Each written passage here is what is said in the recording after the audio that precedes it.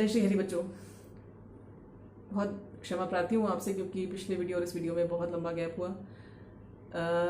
ये भी विडम्बना, ये आयरनी बड़ी ज़बरदस्त है कि मैंने आपसे पिछले वीडियो में यही कहा था कि पता नहीं कब क्या हो जाए और मृत्यु के संदर्भ में कहा था, लेकिन जीवन सच में बहुत अनप्रेडिक्टेबल है, बहुत अप्रत्याशित है। कब क्या हो जाए कुछ पता नहीं। मेरा स्वास्थ्य और परिस्थितियाँ सब कुछ बहुत बच्चों बड़ा चैलेंजिंग था, बहुत विषम थी सारी परिस्थितियाँ। स्वास्थ्य तो इतना बुरा हो गया था बच्चों की बस पूछे नहीं। और जो मेरा छोटा बच्चा है उसका भी स्वास्थ्य बहुत ख़राब है इस समय। लेकिन एक हट है कि जितना भी मेरी छोटी सी बुद्धि में श्रीमद् भगवद गीता का ये अमूल्य ज्ञान आया है, इसको मैं जितना भी समय मेरे पास बचा है, जितना भी पुरुषार्थ करने की मेरी शक्ति है, उसके साथ मैं आपके साथ बांटूँ ज़रूर जाने से पहले। तो आज फिर से हम अपनी यात्रा पर वापस आते हैं। पहला अध्याय हमने समाप्त किया था, हमने उसकी एक समरी, एक जिस्ट, एक सारांश भी देखा था। अब बारी आई है बच्चों टेक अवेज की। क्या क्या लेकर जाने वाला सामान है इस पहले अध्याय में से इम्पॉर्टेंट अपनी यात्रा में जो हमारे काम आ सकता है। आज का जो वीडियो है बच्चों, ये बिल्कुल एक वैज्ञानिक दृष्टिकोण से हम लेंगे और इस विज्ञान को समझ के इसको अपने जीवन में हम कैसे उतारें, कैसे इसमें से अपने लिए लाभ की चीज़ें लेकर चलें, इसके विषय में है। ऊर्जा शरीर के आधार पर हम इस पूरी की पूरी घटनाओं की श्रृंखला को समझेंगे अर्जुन के विषय में।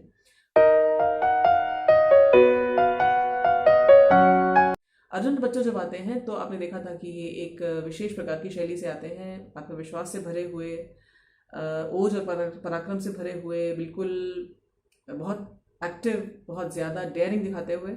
और फिर कुछ ही समय के अंदर अंदर वो स्थिति आती है कि अर्जुन कहते हैं कि अब ये मुझे मार दे, धृतराष्ट्र के बेटे, निहत्था, जब मैं प्रतिकार ना करूं वो मेरे लिए अच्छा है।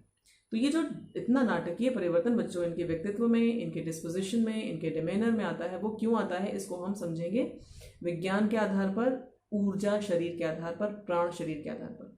मैंने बच्चा आपको बताया था कि हमारी जो फिजिकल बॉडी जो दिखाई देती है हाड़ मांस की बनी हुई, इसके पीछे का जो शो है, जो असली शो है, वो चल रहा है ऊर्जा के आधार पर। प्राण शरीर जो है वो है हमारा असली शरीर, जो प्राण ऊर्जा का बना हुआ है, और वहीं पे सारा असली एक्शन हो रहा है। फिजिकल बॉडी केवल उसको मैनिफेस्ट करती चली जा रही है। ये जो प्राण शरीर है बच्चों, ये है 7 चक्रों का बना हुआ। ऐसे समझ लीजिए जैसे एक बिल्डिंग जिसके 7 फ्लोर्स हैं, एक के ऊपर एक। इसमें जो सबसे नीचे वाला फ्लोर है बच्चों, आज हम उसके दृष्टिकोण से बात करेंगे, अर्जुन की दशा को देखेंगे। और इसके बाद फिर वहां से अपने लिए हमें क्या लेने वाला है, टेक अवेज का अर्थ है कि अपने लिए इंपॉर्टेंट क्या लेना है, तो वो हम देखेंगे। वीडियो ज़्यादा लंबा ना हो जाए इसलिए इसको थोड़ा सा भागों में बांटकर हम देखेंगे। पहला चक्र बच्चों मूलाधार चक्र, रूट चक्र। मूलाधार को यदि आप तोड़ें तो संधि विच्छेद होगा मूल और आधार। मूल का अर्थ होता है जड़, रूट, और आधार का अर्थ होता है नींव, फाउंडेशन। तो मूलाधार यानी कि वो चक्र जो आपका मूल है, जो आपका जड़ है, और जो आपका आधार है, जो आपका फाउंडेशन है। चक्र क्या है, फिर से याद कर लीजिए, प्राण ऊर्जा, एनर्जी, बहुत सटल, बहुत सूक्ष्म ऊर्जा, जिसे आप अपनी आंखों से बिना ट्रेनिंग के नहीं देख सकते। तो ये वो चक्र हैं जो लगातार घूमते रहते हैं, ऊर्जा घूमती रहती है पंखे की तरह से, और ये लगातार प्राण ऊर्जा को सक करते हैं, आगे की ओर बढ़ाते हैं। इसी के साथ साथ ये गंदी डिजीज्ड प्राण ऊर्जा को बाहर की ओर फेंकते भी रहते हैं। आज का जो वीडियो है बच्चों, ये मैं एक प्राण चिकित्सक और एक प्राण मनोचिकित्सक यानी कि प्राणिक हीलर और प्राणिक साइकोथेरेपिस्ट की भूमिका में आपसे शेयर कर रही हूँ। ध्यान से सुनिएगा बच्चों। क्या है मूलाधार चक्र? मूलाधार चक्र है पहला चक्र, सबसे बेसिक चक्र, रूट चक्र। इसका जो रिप्रेजेंटेशन है वो है अर्थ एलिमेंट यानी पृथ्वी तत्व के साथ। कौन से तत्व हैं? 5। पृथ्वी, जल, वायु, अग्नि और आकाश। तो इसमें से जो पहला तत्व है पृथ्वी तत्व, उससे है इसका एसोसिएशन मूलाधार चक्र का। इसका जो रंग बच्चों जब क्लेयरवॉयंटली देखा जाए, जो ट्रेनिंग के बिना आप नहीं देख सकते, एक विशेष प्रकार की दृष्टि चाहिए उसके लिए, तो जब उस दृष्टि से इस चक्र को देखा जाए तो इसका रंग दिखाई देता है लाल। तो इसकी वाइब्रेशनल फ्रीक्वेंसी है रेड। चूंकि पृथ्वी तत्व से जुड़ाव है इसका, तो ये गंध के सेंस को, सेंस ऑफ स्मेल को भी गवर्न करता है। ये तो ही इसकी फिजिकल रियलिटीज। अब साइकोथेरेपी के आधार पर मनोवैज्ञानिक रूप से इस चक्र का क्या रोल है वो मैं आपको बताती हूँ। चूंकि ये अर्थ एलिमेंट से जुड़ा हुआ है बच्चों, तो ये प्रैक्टिकल रियलिटीज से व्यक्ति को जोड़े हुए रखता है। यानी यदि किसी का ये चक्र अच्छा है, स्ट्रांग है, इसमें कोई ब्लॉकेज नहीं है, कोई अवरोध नहीं है, तो वो व्यक्ति बहुत व्यावहारिक होगा, भावनाओं के नियंत्रण में नहीं आएगा, वो अपनी भावनाओं को अपने नियंत्रण में रखेगा। चूंकि ये मूल चक्र है, रूट है, यहीं से सारी की सारी ऊर्जा आगे की ओर बढ़ती है। तो यदि ये चक्र अच्छा है तो यानी पूरे शरीर में ऊर्जा का संचरण बहुत बढ़िया होगा, एनर्जेटिक होगा व्यक्ति। ये चक्र सेल्फ वर्थ, आत्म मूल्य, सेल्फ एस्टीम, सेल्फ कॉन्फिडेंस को भी गवर्न करता है। तो जिसका ये चक्र अच्छा होगा उसमें आत्मविश्वास की भावना बहुत ज़बरदस्त होगी, सेल्फ वर्थ, अपने विषय में बहुत ऊंची धारणा होगी ऐसे व्यक्ति की, बहुत डायनेमिक होगा ऐसा व्यक्ति, आसानी से हारने वाला ऐसा व्यक्ति नहीं होगा।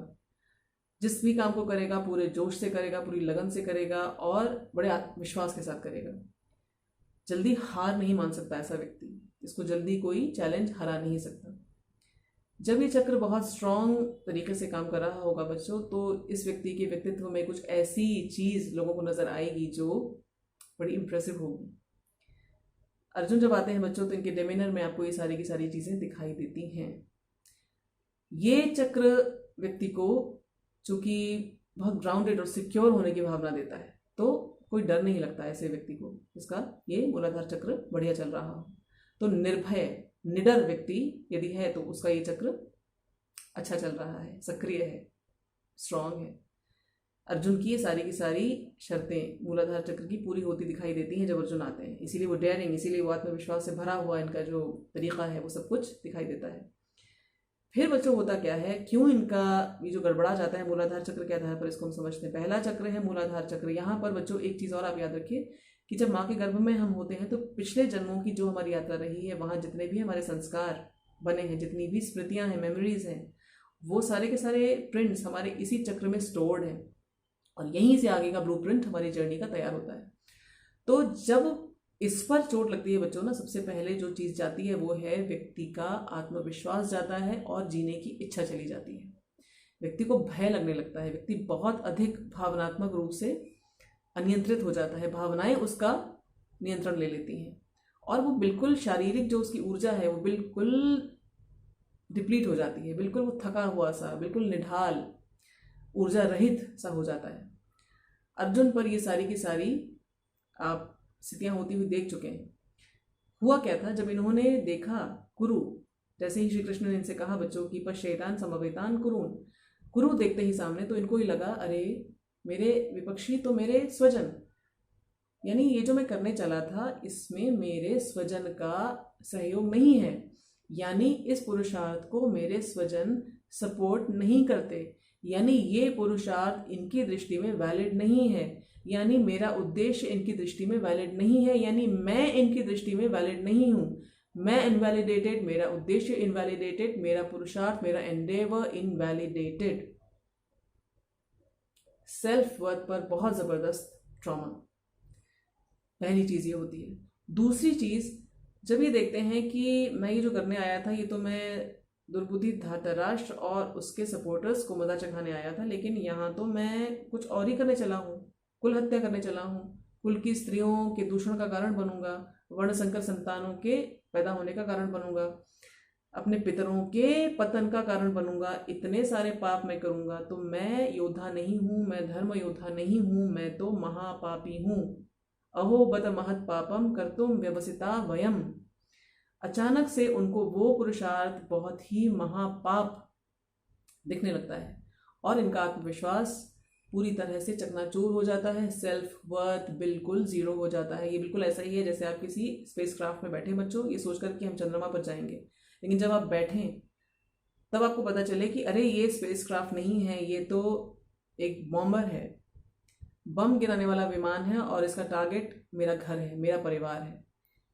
अर्जुन पर ये ट्रॉमा इन दो कारणों से बच्चों आता है। तो ये जो ट्रॉमा आघात आता है सेल्फ वर्थ पर, ये सबसे पहले मूलाधार चक्र को पूरी तरह से अवरुद्ध कर देता है, ब्लॉकेज क्रिएट करता है, उसको डिप्लीट कर देता है, उसकी एक्टिविटी को बिल्कुल बंद सा कर देता है। यही हुआ है अर्जुन के साथ। शारीरिक रूप से जब वो बताते हैं कि सीदंती मम गात्राणि, शरीर मेरा ढीला पड़ रहा है, मुखम च प्रशुष्यति वेपतुष्ट शरीरे मेरो महर्षश्च जायते, गांडीवम स्रंसते हस्तात् त्वक्चैव परिदह्यते। तो दो चीजें ये बताते हैं, फिजिकल एग्जॉस्शन बहुत जबरदस्त फील करते हैं, अचानक से इनकी फिजिकल स्टैमिना खत्म हो जाता है, सारी स्ट्रेंथ इनकी चली जाती है, शारीरिक शक्ति खत्म हो जाती है और जबरदस्त हेवायर अनियंत्रित इमोशंस ये अपनी शो करते हैं, जिसकी वजह से इनका मुंह सूखता है, इनके शरीर जलने लगता है। इतना ज़्यादा इमोशनल आवेग, करुणा लिखा है ना उसमें कि कृपया परयाविष्टो, वो जो एक्सट्रीम कंपैशन और दुख इनके मन में पैदा होता है कि अरे ये मेरे लोग, इनको मैं मारने आया। और ये सारा जो आघात इनका जो मूलाधार चक्र लेता है बच्चों, इसके कारण ये प्रैक्टिकल रियलिटी से बिल्कुल कट जाते हैं। इनको ये याद ही नहीं रहता कि मैं क्यों मजबूर हुआ हूँ इस युद्ध के लिए, किन कारणों से मैं यहाँ पर आया हूँ। यदि ये युद्ध नहीं करूँगा तो मेरे पास कोई ऑप्शन नहीं है। ये भी भूल जाते हैं कि मेरी माँ की आज्ञा है कि मैं ये युद्ध करूँ। ये भी भूल जाते हैं कि श्री कृष्ण स्वयं मेरे साथ हैं। और इसके बाद वो यहाँ तक तैयार हो जाते हैं कि मैं मार दिया जाऊँ, कायरों की मृत्यु। तो जो सुसाइडल इंस्टिंक्ट बच्चों मूलाधार चक्र के बिगड़ने से आता है, व्यक्ति मर जाना चाहता है, उसको जीने की इच्छा नहीं होती, क्योंकि सेल्फ प्रिजर्वेशन, सर्वाइवल इंस्टिंक्ट इस मूलाधार चक्र के कारण होते हैं। अर्जुन के मन में ये इच्छाएं इसीलिए पैदा होती हैं क्योंकि इनका ये चक्र बिल्कुल डिप्लीटेड, बिल्कुल अंडर एक्टिवेटेड हो जाता है। सुसाइडल इंस्टिंक्ट्स, बहुत जोर का ओवरवेलमिंग इमोशंस का गश इनके अंदर आता है, गिल्ट पैदा होता है, सेल्फ वर्थ का पूरी तरह से लॉस, शारीरिक रूप से बिल्कुल शरीर में इनकी शक्ति नहीं रहती, और इमोशनल ओवरवेलम के कारण ये कहते हैं कि भ्रमती व चमे मन, मन बिल्कुल स्टेबल नहीं हो पाता इनका, एक रीजन पे नहीं रह पाता, प्रैक्टिकल रियलिटी से बिल्कुल कटे हुए, रीजन करने में असमर्थ अर्जुन दिखाई देते हैं, क्योंकि इनका मूलाधार चक्र पूरी तरह से गड़बड़ा चुका है, पूरी तरह से अपना काम करना बंद कर चुका है। और इसीलिए वो बैठ जाते हैं हार कर, थक कर, उसी जगह पर जहाँ थोड़ी देर पहले बिल्कुल हीरोइक अंदाज में ये अपना शत्रु ढूंढ रहे थे बच्चों। तो ये होता है मूलाधार चक्र का गड़बड़ाने का परिणाम। मूलाधार चक्र क्यों गड़बड़ाता है? वो ऐसी ही किसी परिस्थिति में गड़बड़ाता है बच्चों जब सेल्फ वर्थ पर चोट आए, जब जीने की इच्छा या जीने के उद्देश्य पर क्वेश्चन मार्क खड़ा हो जाए। तो ये वीडियो लंबा ना हो जाए, इसके लिए आज का वीडियो यहीं समाप्त करूंगी बच्चों। अगले वीडियो में हम ये देखेंगे कि यदि ये स्थिति हमारे जीवन में आती है तो क्यों आती है, यानी मूलाधार चक्र बिगड़ता है तो क्यों बिगड़ता है, और यदि ऐसी स्थिति आए तो उससे कैसे निपटा जाए, और ऐसी स्थिति आ ही ना पाए ये कैसे किया जाए। तो आज का वीडियो यहीं तक बच्चों, फिर से मिलेंगे यदि प्रभु ने चाहा, जल्दी ही मिलेंगे यदि प्रभु ने चाहा। आप सब बहुत अच्छे से रहिए, फिर से मिलेंगे। जय श्री कृष्ण।